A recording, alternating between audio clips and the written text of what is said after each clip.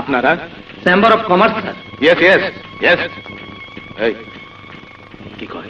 বাজার কমিটির লোক স্যার। কি চাই বলেন? মানে আমি আপনাদের জন্য কি করতে পারি? আমরা জিনিসপত্রের দাম বাড়াতে চাই, এর জন্য আপনার অনুমতির দরকার স্যার। দেখেন, পাবলিক বড় খতরনাক জিনিস, রিস্ক নেওয়া যাবে না। রিস্ক নেবার জন্য ওষুধ নিতে স্যার। কত? 10 লাখ। দাম কিরকম বাড়াইতে চান? বর্তমান দামের সাথে মাত্র 58 করে বাড়াতে চাই স্যার। 1 টাকা করে বাড়ায় দেয়। Thank you sir. Thank you sir.